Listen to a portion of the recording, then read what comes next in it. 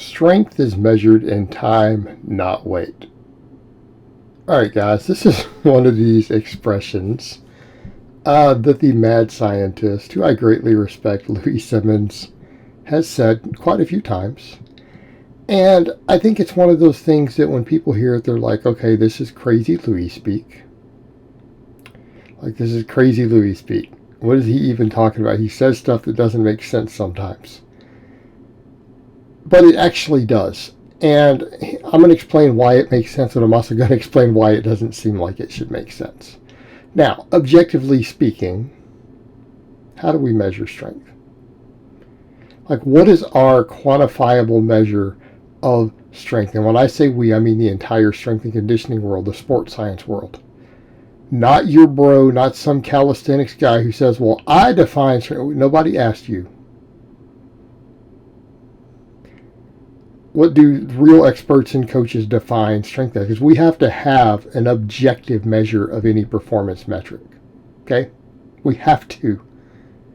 Right? We have a way that we measure how fast you run. We have ways to measure endurance and cardiovascular capacity, right? These are all things that we can measure.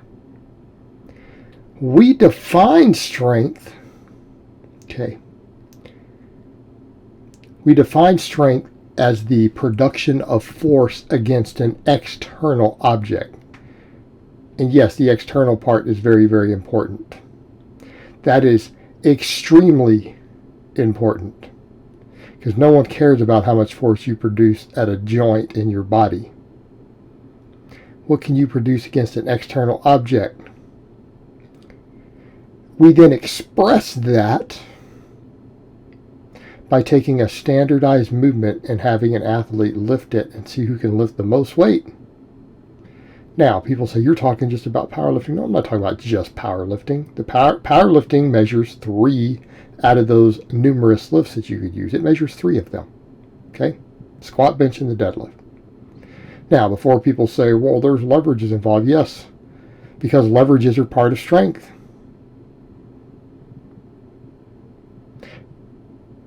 When you hit a guy on a football field, do you think he cares, or his body cares, when you knock him to the ground, whether you used special leverages and good leverages to put him on the ground? Do you think it matters? When he hits the ground, does it really matter? No, what matters is how much force you were able to hit him with. When a martial artist kicks you, again, that's strength. There's a strength component. People say, well, he used technique and leverages. Yeah, he did. That's part of strength. You produced force. Yes, your leverages matter.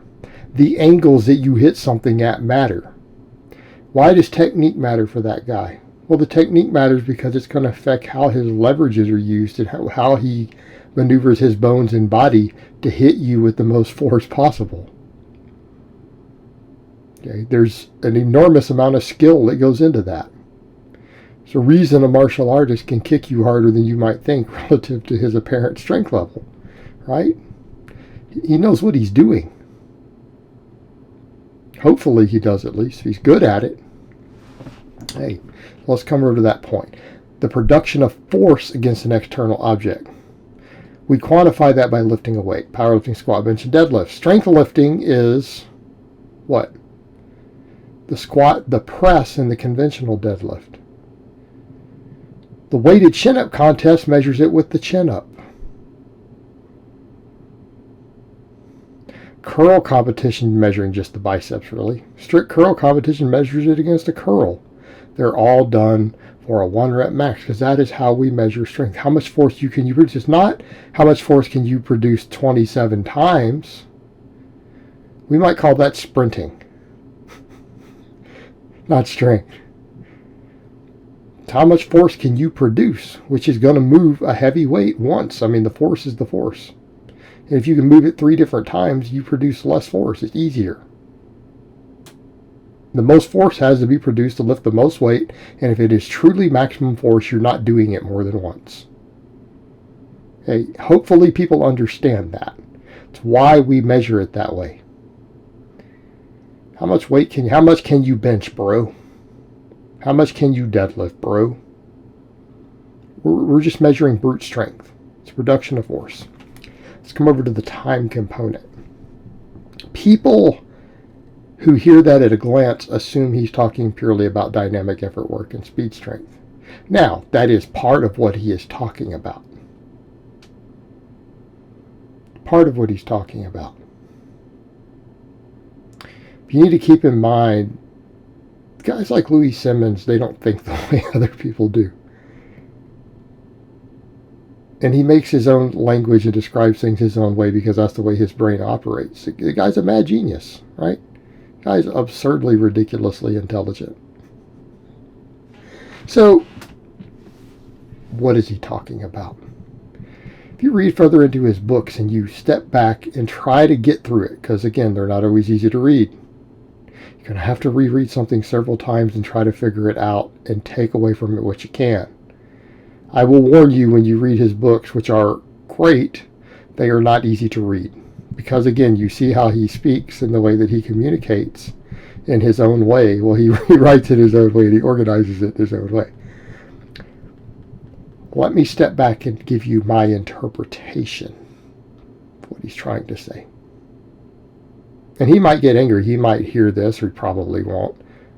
And he might say, he got it. Or he might say, your opinions are shit, Jason. Keep them to yourself. You know what? It is what it is. My interpretation.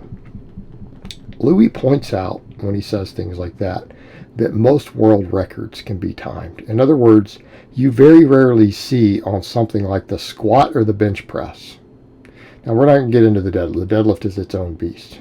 The deadlift is its own beast in every way imaginable. We don't ever classify it the same way as other big lifts, right? Because the deadlift is unique in its own way. It has its own rules that other lifts just don't follow. Squat and the bench press actually are similar in a lot of ways. What he's noted is that world record squats tend to occur within 3.5 seconds. All right?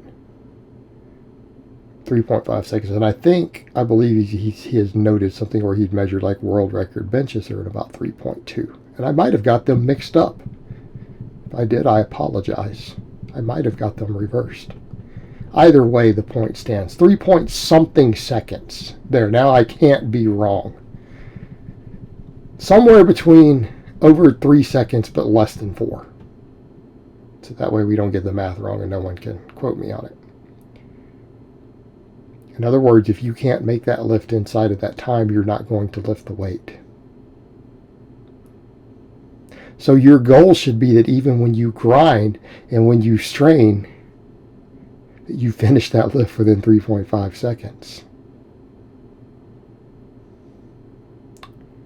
Okay. Strength is measured. Strength is measured in time. All right, let's come back over. What else does that mean? That means if you can start accelerating a weight quickly enough, can we come back over to the velocity component? If you can start accelerating the weight quickly enough, it doesn't matter how heavy it is. If you generate enough speed, enough velocity through the early point of a lift to where you hit the normal sticking points biomechanically at high speed, which you saw me doing speed work right there, no matter how much the weight is irrelevant. You will lock it. And your magic number is, I guess for that squat or whatever, to start accelerating it and hit the sticking point in such a time that the lift itself should be completed in 3.5 seconds. And if you hit the normal sticking points with enough velocity to stay inside of that range, you will lift the weight no matter how much the weight is, even if it's a weight that no human being has ever lifted on that lift ever in history. Strength is measured in time. Again, we come back over to the force curve and the force production and velocity. If you can start moving that weight fast enough, the weight on the bar becomes irrelevant in your ability to complete the lift.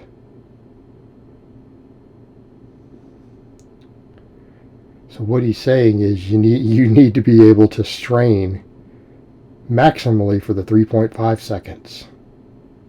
Anything beyond that's probably wasted, not helping you. And you need to be able to complete that lift in that time.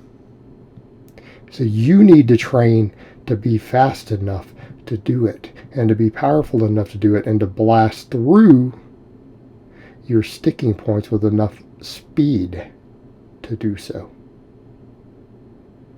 That is what he's saying. Or let me rephrase that. That's my interpretation of what I believe he's trying to say. That's my interpretation of it when I hear him say it. That's what I think he is saying. And at a later time, maybe I'll view it differently. But he's saying multiple things. He's actually telling you multiple different things at the same time. Because he likes to sum it up and just summarize it. He says one thing and he could be talking about 3 different things concurrently. It's just the way he works. And he just states it as a matter of fact. Doesn't leave it as questions. And he's an interesting way of communicating. He doesn't ask the question, he just states it. He asserts it and says this is what it is. Right? He didn't ask you what you think about it. Interesting guy. I mean, again, he's trained a hell of a lot of world record holders and elite athletes. So that's what he's saying about it. Strength is measured in time, not weight. Alright guys, well that's really all I have to say on that today. I hope it's been informative, and I will talk to you guys next time.